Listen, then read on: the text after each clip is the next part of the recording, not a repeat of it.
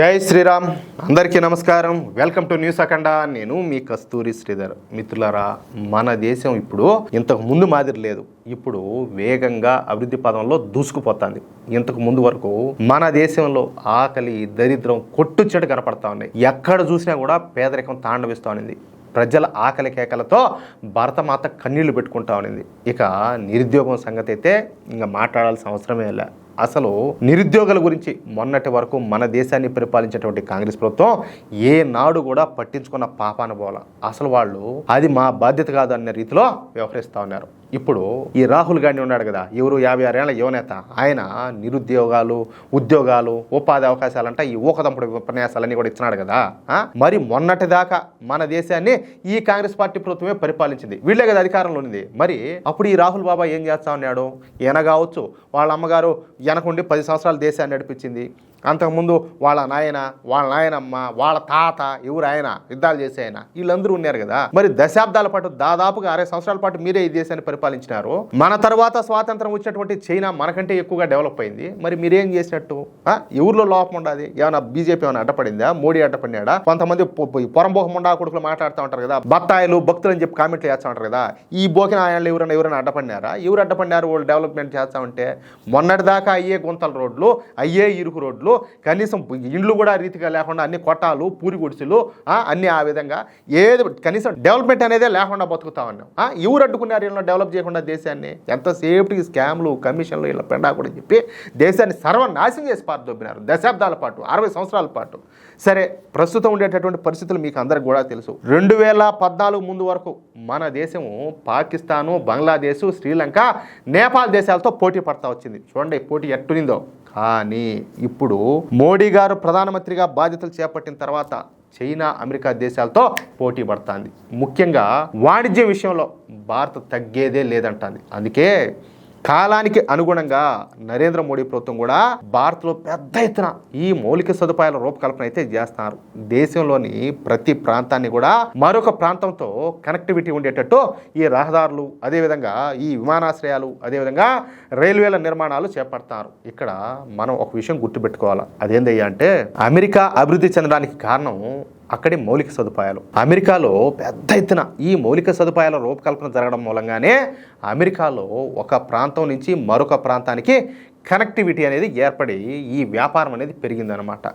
అదేవిధంగా పరిశ్రమల స్థాపన జరిగింది. ఫలితంగానే అమెరికా అభివృద్ధి పదంలో పయనించింది. అందుకే మన నరేంద్ర మోడీ ప్రభుత్వం కూడా దేశంలోని అన్ని ప్రాంతాలను కలుపుతా పెద్ద ఎత్తున ఈ రహదారుల నిర్మాణం, అదేవిధంగా రైల్వే లైన్ల నిర్మాణం, అలాగే విమానాశ్రయాల నిర్మాణం, అలాగే సముద్ర పోర్ట్ల నిర్మాణాలను అయితే చేపడతారు. అయితే 2015లో అనుకుంటా మన దేశంలోనే అతిపెద్ద మెగా ప్రాజెక్టులో ఒకటైనటువంటి సాగరమాల ప్రాజెక్టును మన నరేంద్ర మోడీ ప్రభుత్వం ప్రారంభించింది.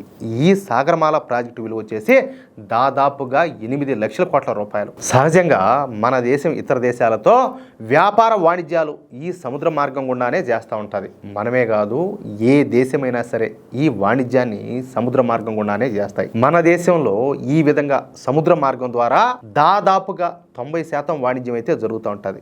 దీంతో ఇప్పుడు మన సీ పోర్ట్లు కిటకిటలాడిపోతున్నాయి. భారతదేశం వేగంగా అభివృద్ధి చెందుతుంది. అలాగే సంపద సృష్టి కూడా జరుగుతుంది. దీనికి తగ్గట్టుగానే ప్రజల అవసరాలు కూడా పెరిగిపోతున్నాయి. వాటికి తగ్గట్టుగా ఎగుమతులు, దిగుమతులు కూడా జరుగుతున్నాయి అన్నమాట.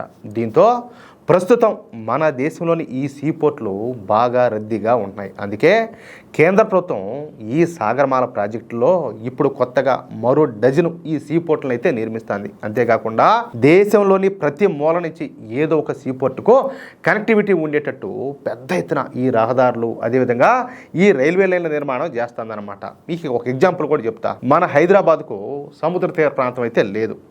దీంతో హైదరాబాద్ నేరుగా చీరాల ఓడరేవుతో కలిపేటట్టు అతి పెద్ద మెగా జాతీయ రహదారిని అయితే నిర్మిస్తున్నారు. ప్రస్తుతం అది తుది దశకి అయితే చేరుకునేది. వచ్చే సంవత్సరమే ఈ రహదారిని అయితే ప్రారంభించున్నారు.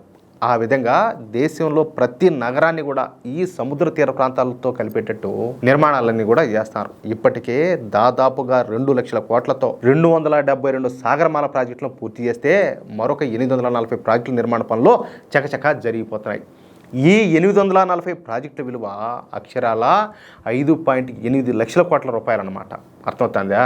ఇక ఈ సాగరమాల ప్రాజెక్టు ముఖ్య ఉద్దేశాలు ఏంటో కూడా ఒకసారి చెప్పే ప్రయత్నం చేస్తా. ఓడరేవుల ఆధునీకరణ, అలాగే కొత్త ఓడరేవుల అభివృద్ధి, అలాగే పోర్ట్ కనెక్టివిటీ మెరుగుదల, పోర్ట్ ఆధారిత పారిశ్రామీకరణ, అలాగే తీర ప్రాంత సమాజ అభివృద్ధి, అలాగే తీర ప్రాంత షిప్పింగు, అలాగే అంతర్గత జల రవాణా, ఇవన్నీ అన్నమాట. ఇక ఈ విధంగా సాగరమాల ప్రాజెక్టును వేగంగా నిర్మిస్తూ ఉండడంతో ఇప్పుడు సముద్ర తీర ప్రాంతాల్లో ఈ పెట్టుబడులు పెట్టడానికి విదేశీ కంపెనీలన్నీ కూడా వెలువలా వస్తున్నాయంట. ఇక్కడ మౌలిక సదుపాయాల కల్పన జరుగుతూ ఉండడం, అన్ని రకాల వస్తువులను ఏర్పాటు చేస్తూ ఉండడం, అదేవిధంగా రవాణా మార్గాలు మెరుగుపడతా ఉండడంతో ఇప్పుడు పెద్ద ఎత్తున ఈ పెట్టుబడులన్నీ కూడా వస్తూ ఉన్నట్టు కేంద్ర మంత్రి అయినటువంటి సర్బానంద సోనోవాలా తెలియజేశారు. వచ్చే 7 సంవత్సరాలలో మన దేశంలోని ఈ సముద్ర తీర ప్రాంతాలలో 80 లక్షల కోట్ల రూపాయల పెట్టుబడులు రానున్నాయని చెప్పేసి ఈ సర్బానంద సోనోవాలా తెలియజేశారు. అంటే చూడండి, ఇక మన పంట పండినట్టే అని చెప్పి భావించవచ్చు. వచ్చే 10 సంవత్సరాలలో మన దేశ గతి అయితే మారబోతుంది అనమాట. అది విషయం. చూస్తూ ఉండండి. మన మోడీ ప్రభుత్వం, బీజేపీ ప్రభుత్వం కనుక ఎలాగే ఉంటే ఖచ్చితంగా మన దేశం నెంబర్ 1 స్థానాన్ని చేరుకుంటుందని చెప్పేసి నేనైతే నమ్ముతున్నా. ఏమంటారా? మీరు నమ్ముతున్నారా? మరి మిత్రులారా, ఈ న్యూస్ కనుక మీకు నచ్చినట్లయితే ఖచ్చితంగా ఈ న్యూస్ నలుగురికి షేర్ చేయండి. అలాగే ప్రతి ఒక్కరు కూడా మీ యొక్క అమూల్యమైనటువంటి అభిప్రాయాలను కామెంట్ రూపంలో తెలియజేయండి. ఇంకో విషయం ఏంటంటే, ఇంతవరకు మీరు కనుక మన ఛానల్ను సబ్స్క్రైబ్ చేసుకున్నట్లయితే ప్రతి ఒక్కరు కూడా మన ఛానల్ను సబ్స్క్రైబ్ చేసుకోండి, సపోర్ట్ చేయండి ప్లీజ్. జై శ్రీరామ్, జై హింద్.